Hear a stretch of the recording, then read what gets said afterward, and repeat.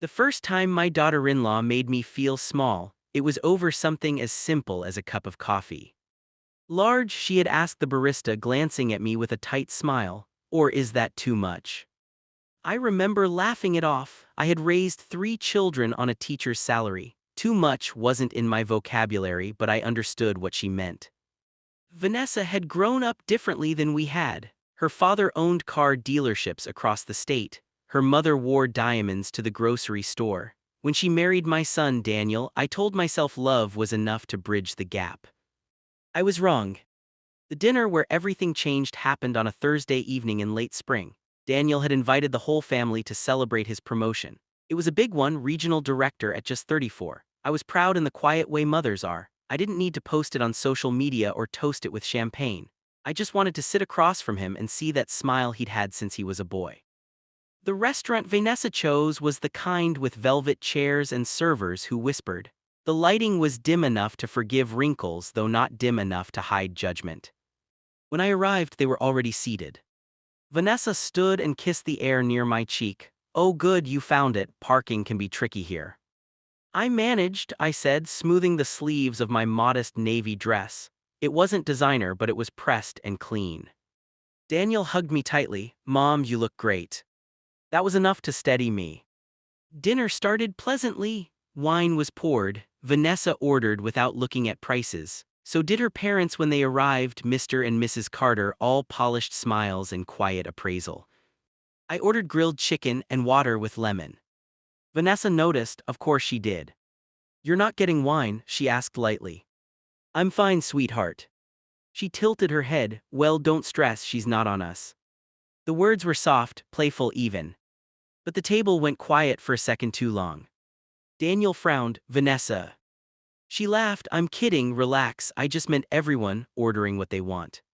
But I knew what she meant. She meant I was the kind of person who worried about cost, the kind who counted dollars before enjoying a meal. And she wanted the table to know it. I smiled. "I've always believed you should only spend what you can afford." Her father chuckled. "Sensible." Vanessa's smile thinned. Throughout dinner, she told stories about charity galas and European vacations. She mentioned the price of things casually, her new handbag, their upcoming kitchen renovation, the tasting menu they'd tried in New York. Each number felt like a subtle tap against my chest. Daniel tried to steer conversation toward his new role. I asked questions, I listened, I kept my voice calm. Then dessert menus arrived. Vanessa ordered the most expensive one on the list. We're celebrating after all. Her mother did the same. Daniel looked at me. "Mom." I shook my head gently. "I'm full."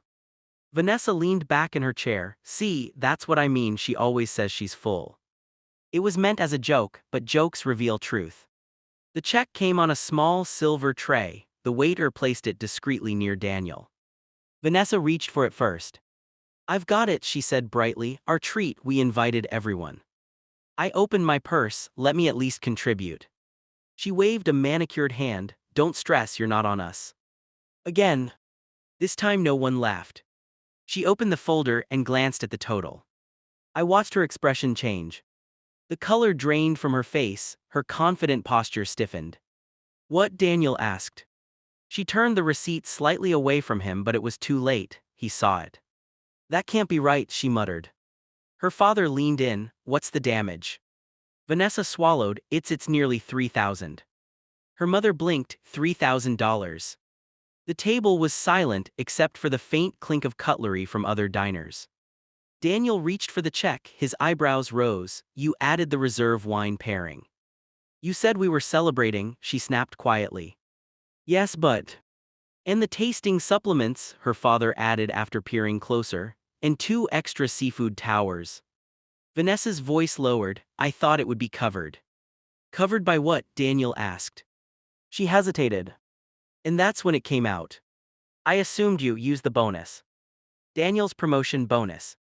The one he had mentioned earlier that week, the one he'd planned to put toward paying off their student loans.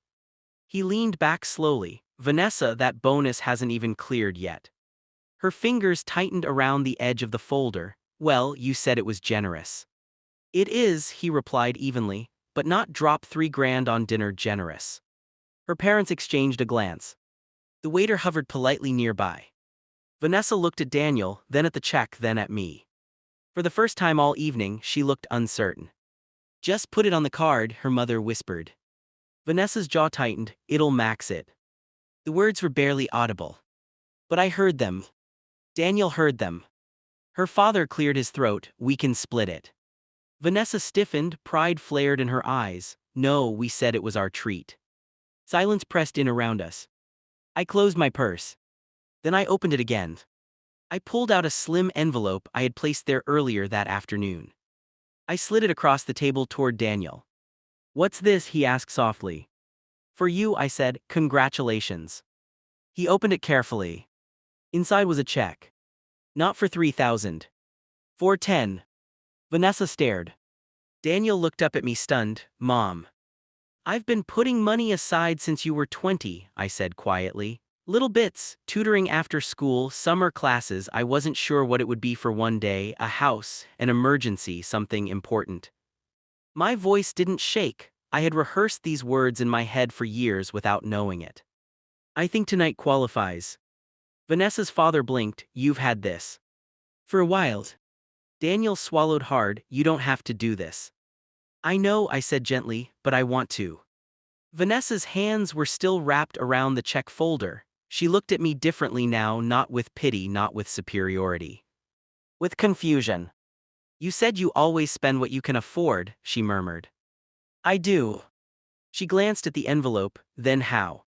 "I don't spend on things that don't matter," I said. "I save for the things that do." The waiter returned cautiously. Daniel handed him his card along with my envelope. "Use this," Daniel said quietly. Vanessa's eyes widened. "Daniel." He met her gaze. "It's okay." The bill was paid. But something else had shifted. On the drive home, Daniel insisted on dropping me off first. Vanessa sat in the passenger seat, silent. When we pulled into my driveway, Daniel turned off the engine. "I had no idea," he said.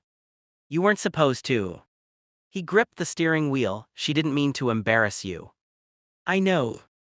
But he didn't look convinced. Vanessa turned around in her seat to face me. The streetlight cast a soft glow across her features. Without the restaurant's glamour, she looked younger. "I wasn't mocking you," she said. "You were," I replied calmly. She flinched. "But it's all right, I've been underestimated before." Her eyes searched mine. "Why didn't you ever say anything?" "Because sometimes people need to see for themselves." A long silence passed. Then quietly she said, "I thought you were struggling." "I've struggled," I said. "There's a difference." Daniel squeezed my hand before I stepped out of the car. The next Sunday, Vanessa invited me to brunch. Just the two of us. It wasn't at a velvet chair restaurant. It was at a small cafe with chipped mugs and sunlight pouring through wide windows. She ordered coffee. So did I. When the bill came, she reached for it. Then paused. She slid it toward the center of the table instead. "Split?" she asked. I smiled. "Split." That day she didn't talk about prices or vacations or handbags. She asked me how I managed to save so much on a teacher's salary. I told her about budgeting, about patience, about choosing security over show. She listened. Really listened. Respect doesn't always arrive loudly. Sometimes it comes quietly after pride has been humbled. Vanessa never joked about money again. And I never reminded her of that night. But every now and then when she looks at me across a dinner table, there's something new in her eyes. Not superiority. Not pity. Understanding. And that to me was worth far more than $3,000.